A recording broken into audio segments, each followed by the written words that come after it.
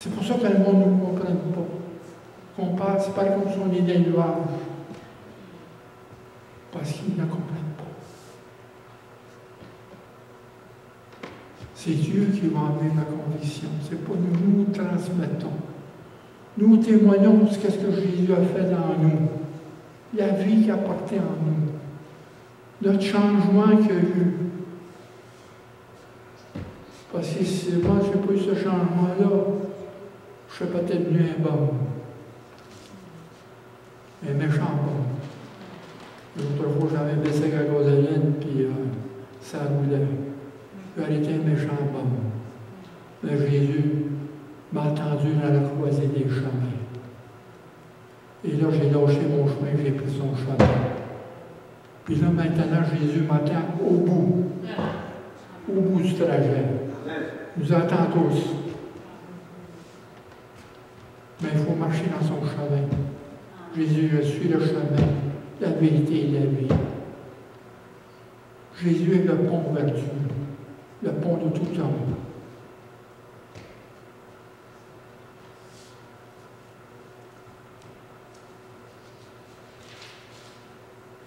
L'Évangile est non seulement en parole, mais en puissance. C'est pas juste des paroles.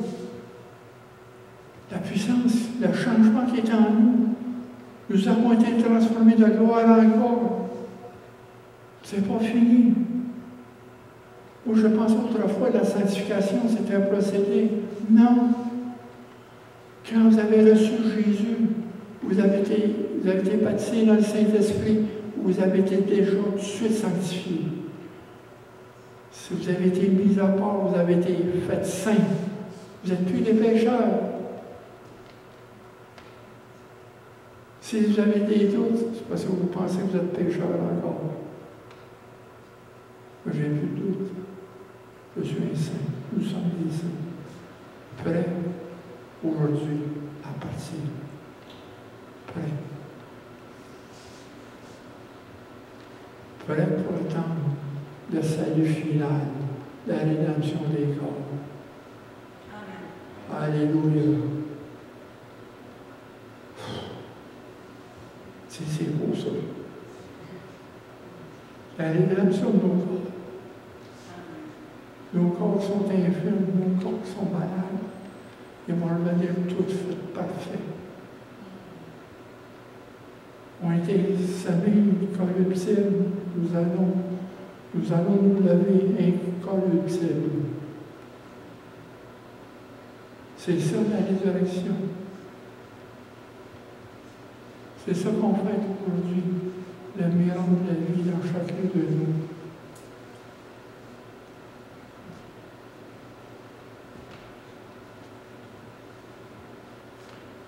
Parce que l'Évangile n'est pas seulement parole, c'est une puissance. La prédication de la croix est une puissance pour tous ceux qui croient. L'Évangile est une puissance pour nous, un changement. Ce n'est pas juste des paroles. Parce que l'Esprit Saint nous emmène là. Il nous emmène dans les profondeurs de la parole, et la parole est vivante en nous, elle transforme. Quand Jésus a dit « Aimez-vous les uns les autres comme vous aimez », ça c'est là qui est difficile d'arriver. Mais c'est Jésus qui nous emmène là, parce qu'il est en nous. Tenez ferme, c'est ça. Tenir ferme. Être ferme jusqu'à la fin de notre trajet. Parce que ce trajet débute au moment que nous avons reçu et cru en Jésus. C'est là que ça commence. C'est le début, c'est pas la fin.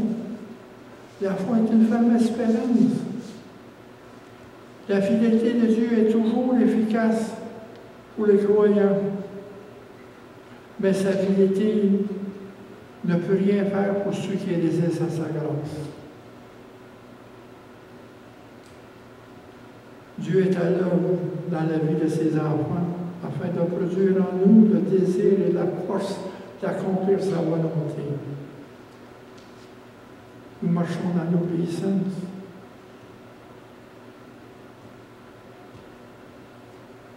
Dans Hébreux, au chapitre 3, verset 14, car nous sommes participants de Christ, pourvu que nous retenions fermement jusqu'à la fin l'assurance. La foi est une ferme assurance. Contemple cette femme-là. Jésus a payé notre prime pour cette assurance de vie.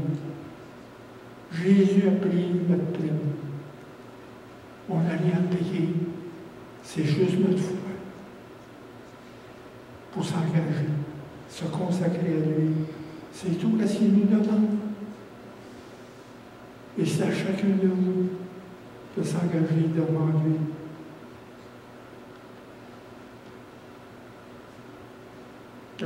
Dans Philippiens 1,6, dans le chapitre 1, verset 6, je suis persuadé que celui qui a commencé en vous cette œuvre le rendra parfait pour le jour de Jésus-Christ. Qu'est-ce que c'est celui qui va, comment il va être complété? Il dit dans Hébreux, chapitre 12, verset 2, ayez les regards fixés sur Jésus, l'auteur et le consommateur de la foi. L'auteur, ça veut dire celui qui a commencé la foi en vous, celui qui vous l'a donné, le consommateur, celui qui va la parfaire, la foi en vous. Il dit, je suis l'alpha et l'oméga, le commencement et la fin. Qu'est-ce qui commence et va le finir avec vous? Simplement, la foi. Marcher avec lui. L'obéissance à la foi. Pour juste croire, payer.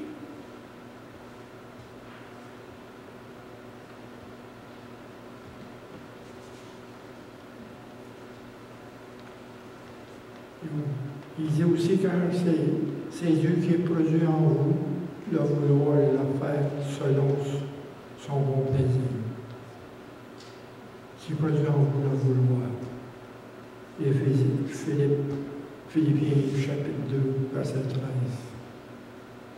13. Traînez ces deux versets, Philippiens 1 et 6 et 2 et 13. Ça vous plaît.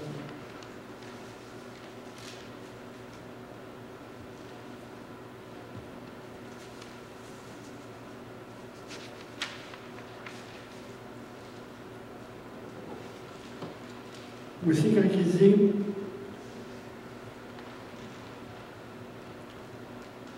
je vous ai enseigné avant tout, comme je l'ai reçu, que Christ est mort pour nos péchés selon les Écritures, et qui a été enseveli. Quand il dit enseveli, on voit verset 42 dans le chapitre 15.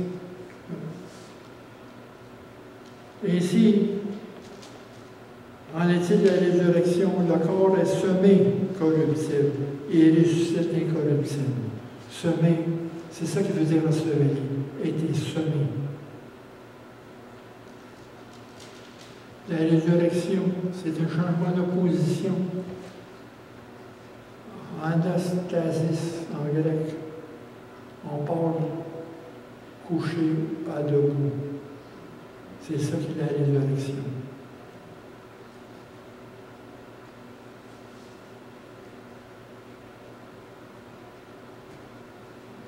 Dans Jean, chapitre 11, verset 11, après ces paroles, il leur dit, Lazare, notre ami dort. Je vais le réveiller. Ça, c'est quasiment une semaine avant que Jésus soit crucifié. Il a parlé de sa résurrection. Il a donné l'exemple de sa résurrection. Il a dit au Père, glorifie-moi. Puis il a dit à Lazare, lève-toi. Lazare a été ressuscité. Et dans 1 Thessaloniciens, chapitre 4, verset 13 et 14, nous voulons, frères, que vous soyez pas dans l'ignorance au sujet de ceux qui dorment, afin que vous ne vous affligiez pas comme les autres qui n'ont point d'espérance. Quand je vous ai dit,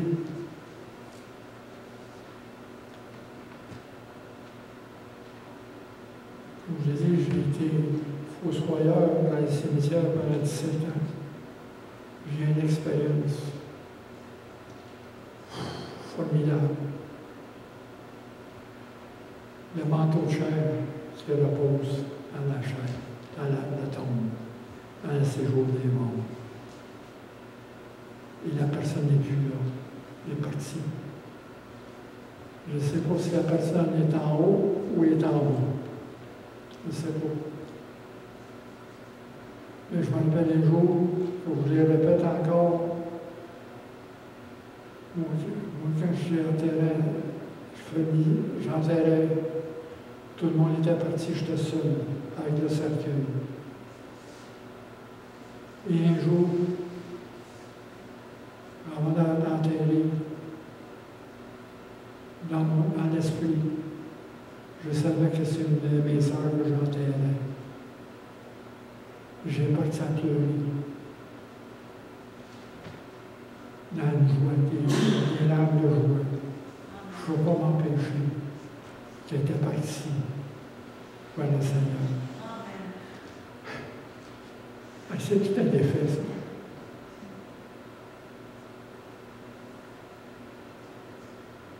Ça vient de chercher ici. Puis je l'ai ressorti ici.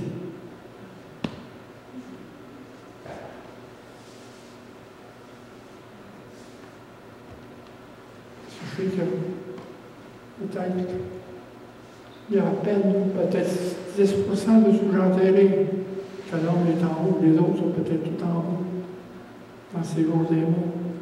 Quand il m'a grippé, Requiem in pace, repose en paix, c'est pas vrai pour tout le monde. Parce que c'est pas tout le monde qui repose en paix en attendant le salut final, la rédemption des corps. Pas vrai ça. Quand on dit que tout le monde va au ciel, c'est des faux enseignements. C'est des fausses espérances. Parce que c'est pas vrai.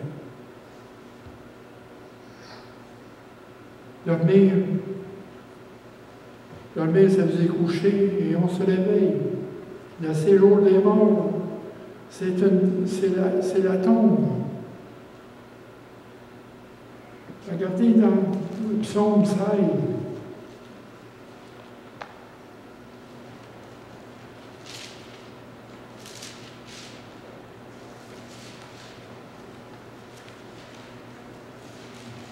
Verset 9 et 10. Soulignez ça. Aussi, mon cœur est dans la joie, mon esprit est dans l'allégresse, et mon corps repose en sécurité.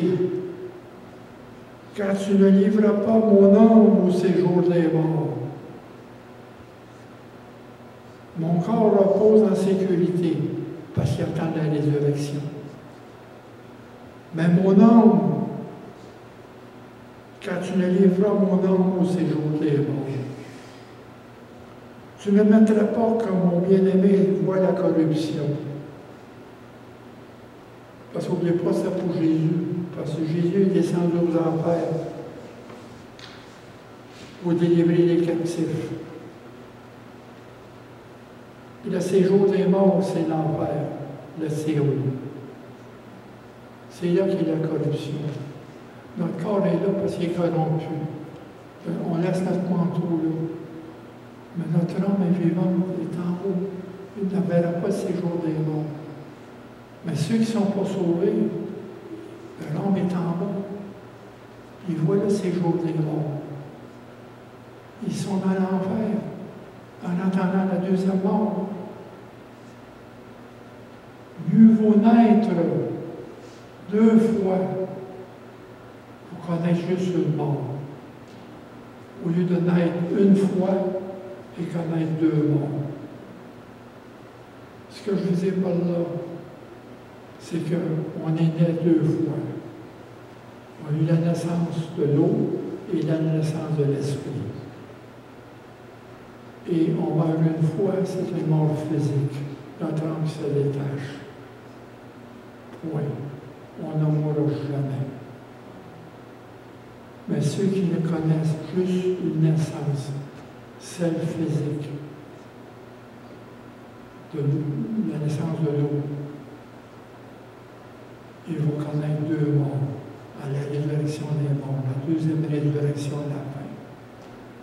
Ils vont être enterrés avec le 7 jours des morts dans le lac de feu.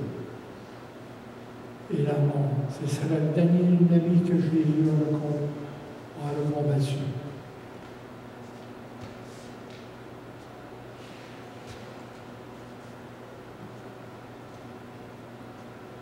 Au sujet de ceux qui dorment, les croyants qui doivent être morts, et dont l'ombre est dans les cieux, les ténébriciens ne voyaient pas la relation que ceux qui étaient décédés et ceux qui étaient vivants attendaient l'enlèvement au moment du retour de Christ. Parce qu'au jour du Seigneur, ceux qui sont vivants vont être enlevés et ceux qui sont dans le séjour des morts, la rédemption des corps, ils vont être ressuscités. Deux choses. L'enlèvement de ceux qui sont vivants, que le corps va être changé. Ça, à la fin du chapitre 15, Paul explique. L'enlèvement des vivants. Ça veut dire enlever, ça veut dire saisir. Qui vont être saisis. Snatch en français. Snatch. En English. Rapture means snatch.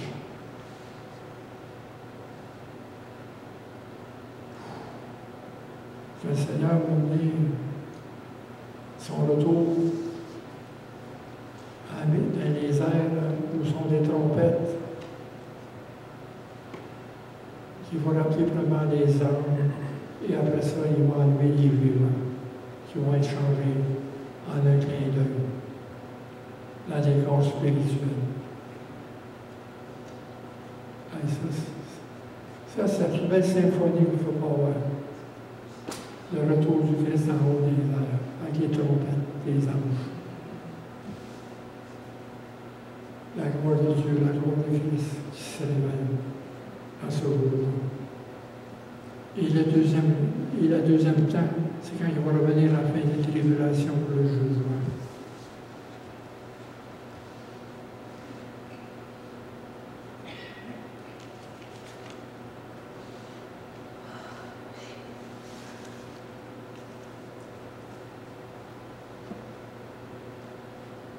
Au-dessus des corps des morts en Christ, sont dans le séjour des morts, dorment dans le séjour des morts, où ils attendent le retour de Christ. Où les croyants, la mort est un passage dans la présence de Dieu. La mort n'est pas pour nous qui avons cette espérance une fin, mais un commencement, une suite à la vie éternelle. On ne mourra jamais.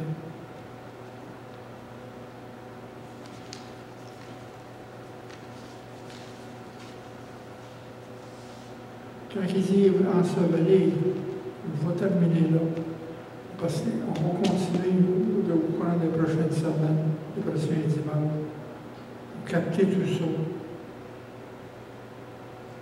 C'est important de connaître les points. C'est chose de la réalité de la résurrection. Quand nous avons, ça va passer, c'est que nous avons eu un premier passage, le deux passages, comme je l'ai dit l'autre fois. Le premier passage, c'est notre réveil spirituel. Nous avons été ressuscités avec le Christ. Éphésiens 2, 6. Et il nous a restés ensemble, il nous a fait asseoir ensemble dans les lieux célestes. C'est le premier passage. Ça, c'est le premier passage. C'est comme les peuples d'Israël qui ont passé à travers la mer Rouge. C'est le premier passage. Ils ont été libérés de l'esclavage. Nous aussi, nous avons été libérés de l'esclavage du péché. Premier passage. Et après ça, nous marchons dans le désert, jusqu'au deuxième passage. Donc, le deuxième passage, c'est l'attente de notre résurrection. C'est le deuxième passage. On est passé de la mort à la vie. Jésus est notre Pâques. Pâques faisait, en grec, pacha, faisait passer par-dessus, passover. C'est comme la porte des Juifs, là, qui ont plein de linteaux de leur porte avec du sang. Clenche l'exterminateur ne tue pas le premier-né dans toutes les familles. Il a passé par-dessus. C'est ici la même chose avec le sang du Christ. Nous sommes imbibés de son sang. Et la mort part par-dessus. Jésus est notre porte, c'est notre passage.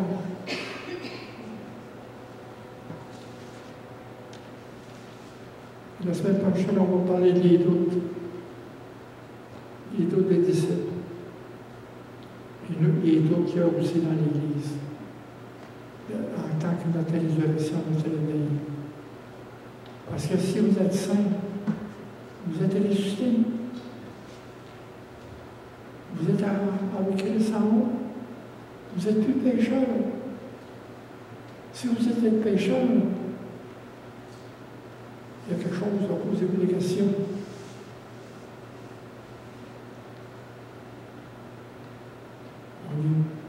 En esprit, on est saint. Comme Dieu est saint. On est saint. Pourquoi on dit qu'on est pécheur? Oui, dans la chair, je pêche. Le péché est présent dans notre chair. C'est dans notre chair, mais pas dans notre esprit, pas dans notre âme. Nous avons été circoncis, séparés de la chair, séparés du péché, son pouvoir. L'âme.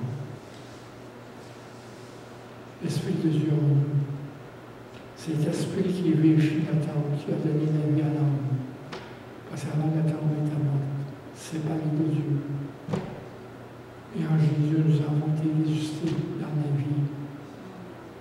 Et nous avons la vie éternelle. Si vous retenez jusqu'à la fin de l'espérance, vous êtes encore dans le désert. Seigneur,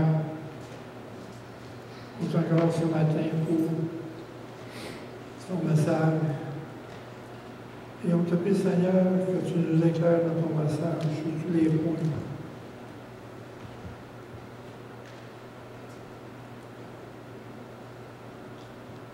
Et que ta parole se réprouve en chacun de nous.